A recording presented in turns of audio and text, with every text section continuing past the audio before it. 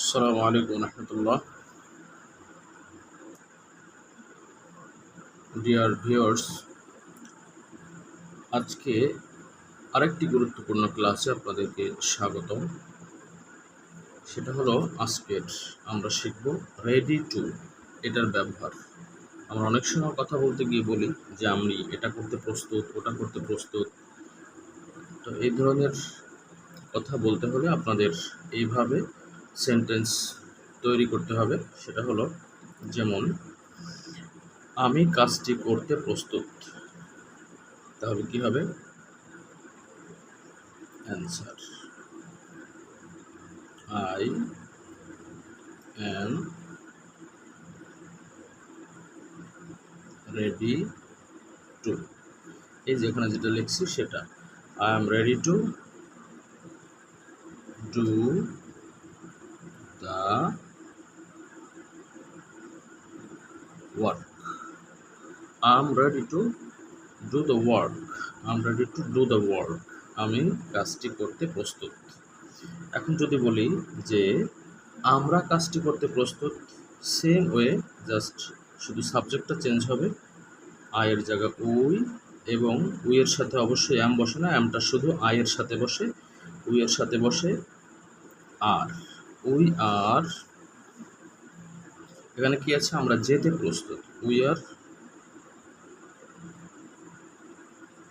Ready to গো।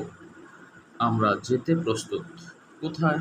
ধরুন আপনি বলবেন we are ready to go to school.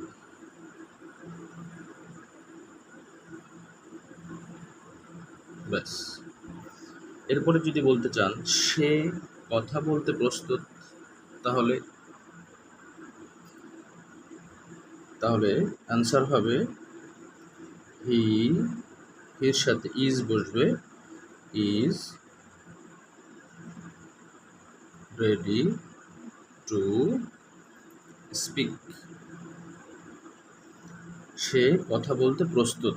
ধরুন আপনি এখন বললেন he is ready to speak, সে কথা বলতে প্রস্তুত। আচ্ছা, এরপর যদি বলেন যে সে নতুন নতুন শব্দার্থ শিখতে প্রস্তুত, তাহলে কি বলবেন? হি ইজ, হির সাথে answer he is ready to learn. শেখা, শেখা ইংরেজি হলো learn, LEARN। Learn new vocabularies. Vocabularies, আচ্ছা সেটা কি?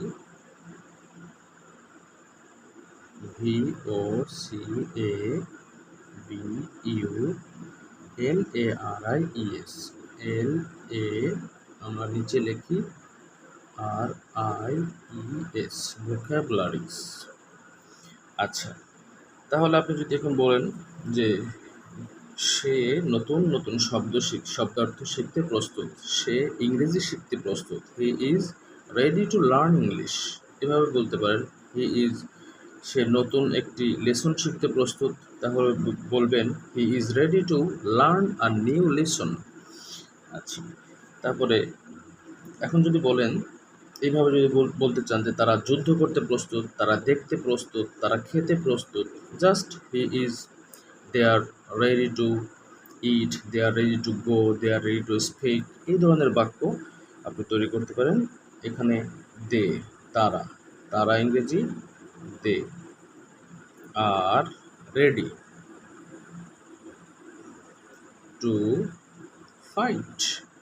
তারা যুদ্ধ করতে প্রস্তুত। FIGHT, তারা যুদ্ধ করতে প্রস্তুত। আচ্ছা, এখন যদি বলেন সে ভাত খেতে প্রস্তুত, কি হবে? নিশ্চয়ই হি is ready to eat rice. যদি বলেন সে ভাত খেতে প্রস্তুত, তাহলে কি হবে? হি is ready two eat rice. He is ready to eat rice. He is ready to eat rice. আচ্ছা, আরেকটা ইন্টারেস্টিং যেটা ব্যবহার জানাটা আপনাদের অত্যন্ত জরুরি, সেটা হলো এখানে খুবই মনোযোগ সহকারে খেয়াল করুন। করিম ইংরেজি শিখতে প্রস্তুতি। করিমের জায়গায় পৃথিবীর যে কারো নাম হতে পারে, পৃথিবীর যে কোনো কিছু হতে পারে। এখানে জাস্ট একটা এক্সাম্পল দিয়েছি আমি, সেটা হলো করিম ইজ রেডি টু লার্ন। করিম শিখতে, লার্ন ইংলিশ। করিম ইংরেজি শিখতে প্রস্তুত। করিম ইংরেজি শিখতে প্রস্তুত। আচ্ছা, এখন যদি দুইজন হয়, অর্থাৎ একজন যখন হবে তখন ইজ, দুইজন হলে দেখুন করিম অ্যান্ড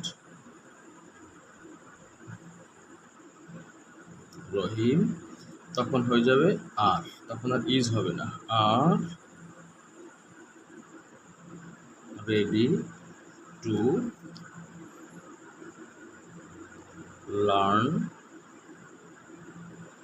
লার্ন ইংলিশ।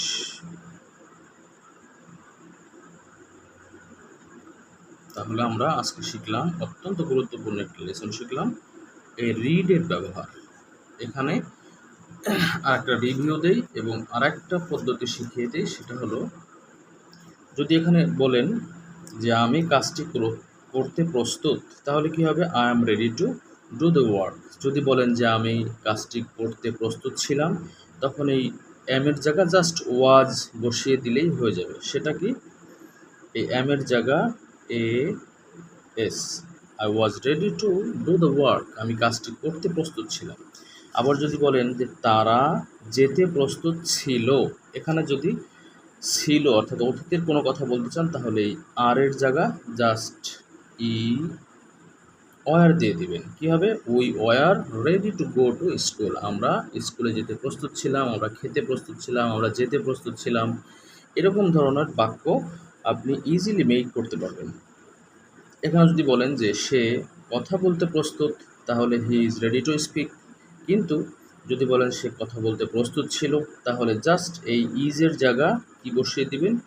ইজের জায়গা ওয়াজ বসিয়ে দিবেন। হি ওয়াজ রেডি টু স্পিক, অর্থাৎ কথা বলতে প্রস্তুত ছিল। ঠিক সেম ওয়ে সে নতুন নতুন শব্দার্থ শিখতে প্রস্তুত, আমরা এটা লিখেছি। কিন্তু যদি বলেন যে প্রস্তুত ছিল, অতীতের কথা বলতে চান, তাহলে জাস্ট ইজের জায়গা ওয়াজ, অর্থাৎ আর এই যদি বলেন যে তারা যুদ্ধ করতে প্রস্তুত ছিল, এই আর এর স্থানে শুধুমাত্র ওয়ার বসিয়ে দিলেই হয়ে যাবে। WERE এই শব্দটা বসিয়ে দিলেই হয়ে যাবে তারা যুদ্ধ করতে প্রস্তুত ছিল। আবার সে ভাত খেতে প্রস্তুত, এটা লিখেছি হি is ready to eat rice.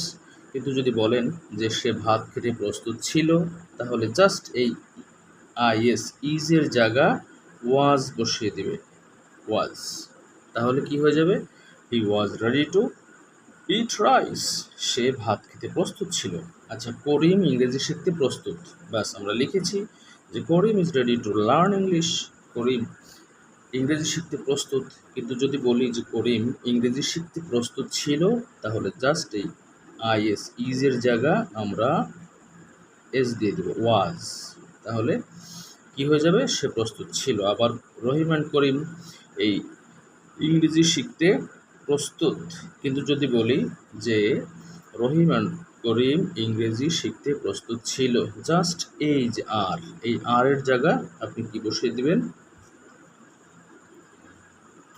Sorry, ভিডিওটা হয়নি, একটু দেখেছি যে রহিম অ্যান্ড করিম এই জায়গাটা যদি বলেন যে রহিম অ্যান্ড করিম ইংরেজি শিখতে প্রস্তুত, তাহলে যে বাক্য সেটাই হবে, এই যে আর রেডি টু লার্ন ইংলিশ। কিন্তু যদি বলেন যে রহিম অ্যান্ড করিম ইংরেজি শিখতে প্রস্তুত ছিল, তখন জাস্ট এই আর এর জায়গা ওয়ারটা দিয়ে দিবেন।